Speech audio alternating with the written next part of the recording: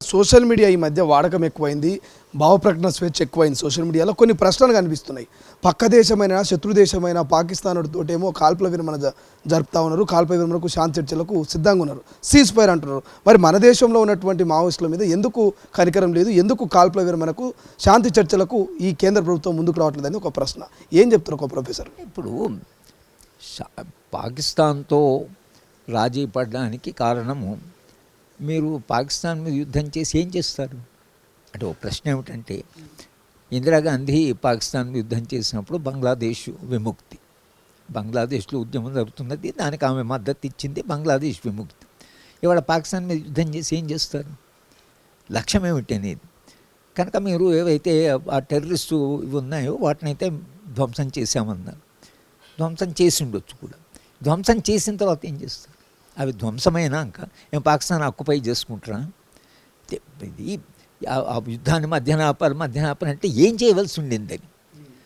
రాజ్యమైనా గతంలోనైనా terrorist camp మీదే మనం వెళ్ళి చేసాం, కానీ మొత్తం పాకిస్తాన్ మీద మనము యుద్ధము చేసి అదే యుద్ధంలో గెలవడం అంటే ఏమిటనేది ప్రశ్న కూడా వస్తుంది. సరే, అది ఒక సమస్య. రెండవ సమస్య ఏమిటంటే, పాకిస్తాను మనం చాలా బలహీనం అనుకుంటున్నాం, కానీ దాని వెనుకుండే శక్తులు చాలా బలమైన శక్తులు ఉన్నాయి. చైనా ఉంది వాళ్ళతో పాటు, రష్యా కూడా న్యూట్రల్గా ఉంది, అమెరికా అయితే వాళ్ళ వైపే ఉంది. ప్రపంచంలో కూడా ఎందుకో భారతదేశం చేసిన ఈ మన మీద వాళ్ళు వచ్చారు, చాలా దుర్మార్గంగా టూరిస్టుని చంపారు, అది చాలా హేయమైనటువంటి పని. వాళ్ళు చేసిన పని నిజంగా ఎవరు దానికి అసలు దాన్ని ద్వేషించడము, దాన్ని అసహించుకోవడం తప్పించి సమాజంలో ఈ టెర్రరిస్ట్ చేసిన పని ఏదైతుందో అది చాలా అమానవీయమైనటువంటి పని. తప్పకుండా వాళ్ళను కొంత చర్య తీసుకోవాల్సింది. ఎటువంటి టెర్రరిస్టు భవిష్యత్తులో రాకూడదంటే వాళ్ళు చర్య తీసుకోవాలి. వాళ్ళ క్యాంప్స్ ఏవైతున్నావో వాటిని ధ్వంసం చేశామని మనం అన్నాం. ఒకవేళ నిజంగా మనం ధ్వంసం చేస్తుంటే అక్కడ మన కార్యక్రమం అయిపోయింది. దీనికి తోడుగా ఈ ప్రపంచంలో ఉండేటువంటి మిగతా బలమైన దేశాలు, ముఖ్యంగా అమెరికా, ట్రంప్ ఆయన చెప్తూనే ఉన్నాడు, నేను యుద్ధం ఆపండి అన్నారు, వాళ్ళు యుద్ధం ఆపారు. అది సాధ్యమే, ఎందుకంటే అమెరికా లాంటి వాడితో, మరీ ట్రంప్ లాంటి వాడితో గొడవ పెట్టుకుంటే చాలా కష్టం వాడు. కనుక వాడు చెప్తున్నాడు, వాళ్ళ ఆయుధాలు, వాళ్ళ ఆర్థిక వ్యవస్థ మన ఆర్థిక వ్యవస్థ ముడిపడి ఉంది. కనుక ట్రంప్ ఎంత బాధ్యత లేకుండా మాట్లాడినా వాడు ఒక బలమైనటువంటి దేశం యొక్క అధినేత. వాడు స్పష్టంగా చెప్తున్నా అంటే నేను చెప్తే ఆగింది అంటున్నాడు. ఇక్కడ వీళ్ళ సమస్య ఏమొచ్చిందంటే, వాడు చెప్తే మనం ఆగడం ఏమిటండి, మనం నిర్ణయం తీసుకోవాలి. కానీ ఎవడో వచ్చి మీరు యుద్ధం ఆపండి అంటే అప్పుడు మనం అంత బలహీన దేశమా, వాడు అమెరికా చెప్పినంత మాత్రం అనే చర్చ ఈ అపోజిషన్ పార్టీలు వీళ్ళంతా చేస్తున్నారు. అందుకని వీళ్ళు ఏమంటారు, లేదు వాడు చెప్పనే అని మేమే ఆపామని వీళ్ళు అంటున్నారు. మరి ఎందుకు ఆపారని అంటున్నారు. ఎందుకు ఆపారంటే దానికి సమాధానం కూడా వీళ్ళు కొంత ఇబ్బందిగా ఉంది.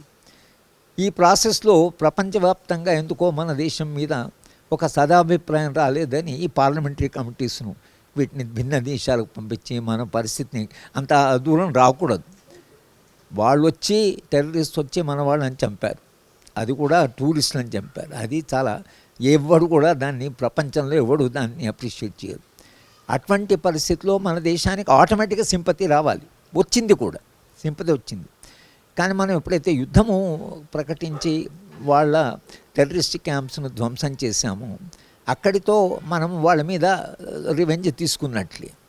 ఇంకా మీరు అంతకు దాటి పాకిస్తాన్ను ధ్వంసం చేయాలి, ఇంకా పాకిస్తాన్ను చాలా బలహీనపరచాలి అనే దగ్గరికి వచ్చినప్పుడు ఎందుకో ప్రపంచవ్యాప్తంగా దానికి కావాల్సినటువంటి మద్దతు రాలేదు.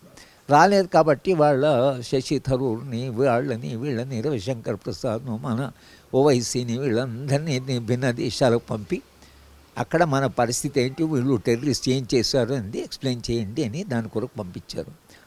కానీ ఇంత దాకా రావాల్సింది కాదు. మనము టెర్రరిస్టు చేసినటువంటి దుర్మార్గాన్ని ప్రపంచానికి మనం ఎక్స్పోజ్ చేసి ఒక ప్రపంచంలో ఒక అభిప్రాయాన్ని క్రియేట్ చేయగలిగి ఉంటే ఇవాళ మన పరిస్థితి ఇట్లా ఉండేది కాదు. కనుక అంటే మనం ఒక పద్మవ్యూహంలో చిక్కపోయాం. భారతదేశం పద్మవ్యూహంలో చిక్కపోయింది. ఆ పద్మవ్యూహం అంటే ఒకటి మీ అభివృద్ధి నమూనా. మీరు ఆ బలమైన శక్తులు, ఆర్థిక శక్తుల మీద ఆధారపడి ఉన్నారు. మన ఆర్థిక వ్యవస్థ అంతర్జాతీయ ఆర్థిక వ్యవస్థతో ముడిపడి ఉంది. ఇక్కడ ఉండే కార్పొరేట్ శక్తులు చాలా బలంగా ఉన్నాయి. ఈ సందర్భంలో వాడు వచ్చే టెర్రరిస్ట్ వచ్చి ఈ పని చేశాడు కాశ్మీర్లో. ఈ పని చేసేవారికి ఇటువైపేమో ఈ ఆపరేషన్ కగార్ ఇది నడుపుతున్నారు. అక్కడేమో అది యుద్ధము పహల్గామ్ యుద్ధం, అక్కడ యుద్ధం చేస్తున్నారు. అది ఆపలేదు, ఇది ఆపలేదు, కానీ అది ఆపారు. రెండు సమాంతరంగా జరుగుతుంది కాబట్టి అది ఆపారు.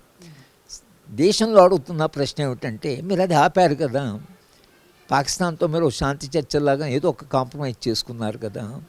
పాకిస్తాన్ లాంటి దేశం మన దేశంలో వచ్చి మన దేశంలో ఉండేటువంటి పాపం టూరిస్టులు వాళ్ళు ఏదో హాలిడే కొరకపోతే అటువంటి వాళ్ళని భార్యల ముందు భర్తలను చంపారు.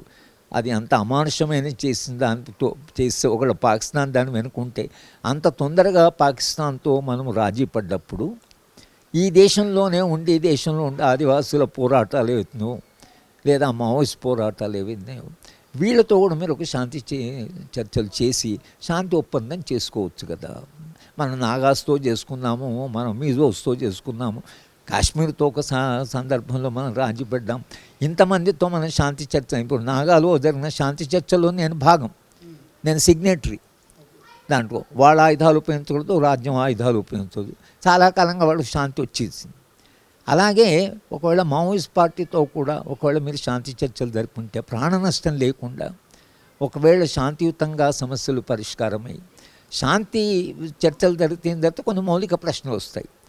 మీ ఖనిజ విధానం ఏమిటి, మళ్ళీ ఖనిజాలను మీరు ఇష్టం వచ్చినట్టుగా మీరు అక్కడ తవ్వుకుంటే దాని నుంచి వచ్చే పర్యావరణ సమస్యలు కానీ ఆదివాసీ సమస్యలు కానీ ఏమవుతాయి, ఇవి కొన్ని ఫండమెంటల్ సమాజం చర్చించేది. శాంతి చర్చలు జరుగుతూ కూర్చొని మేము శాంతి చేయడం కాదు. శాంతి చర్చల్లో భాగంగా మేము ఆయుధాలు ఉపయోగించము, ఒకవేళ మీరు మమ్మల్ని ఆయుధాలు మీరు ఒకవేళ ఇవ్వమని సరెండర్ అంటే మేము ఆయుధాలు సరి ఇస్తే మరి ఆదివాసుల సమస్య ఏమిటి, రేపు మీరు ఖనిజాలతో వాళ్ళ జీవితం అస్తవ్యస్తమైతే ఏమిటి అనే ప్రశ్న వస్తుంది. వచ్చినప్పుడు కేంద్ర ప్రభుత్వం కూడా దాని మీద ఏదో ఒక రకంగా స్పందించవలసి వస్తుంది. కనుక శాంతి అనేది అదేమీ శ్మశాన శాంతి కాదు, అది ఒక సజీవమైన శాంతి.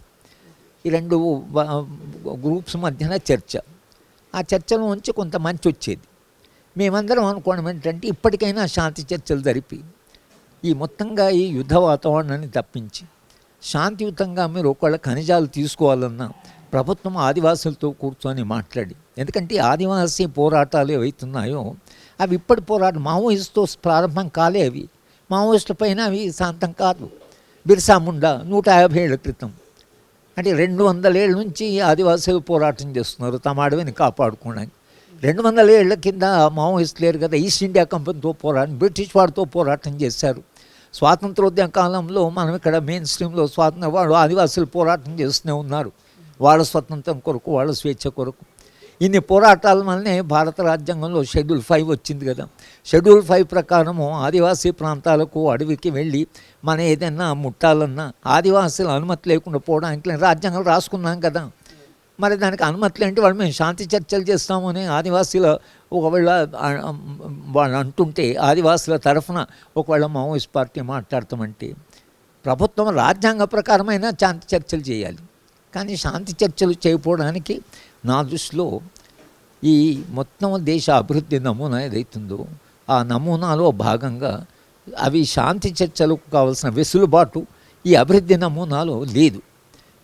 కానీ ఒకవేళ సమాజం చాలా పెద్ద ఎత్తున, లైక్ ఫార్మర్స్ మూమెంట్, రైతుల ఉద్యమం లాగా పెద్ద ఎత్తున సమాజం నుంచి స్పందన వస్తే ఒకవేళ ప్రభుత్వం కూడా మళ్ళీ ఎందుకంటే మొత్తంగా ప్రజాభిప్రాయాన్ని కాదనడానికి లేదు.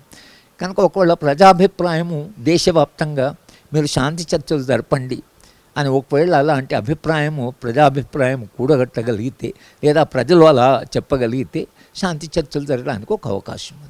ప్రపంచంలో ఏ మూల ఏ క్షణం ఏం జరుగుతుందో వేగంగా తెలుసుకోవడానికి తొలి వెలుగు వాట్సాప్ ఛానల్ని ఫాలో చేయండి.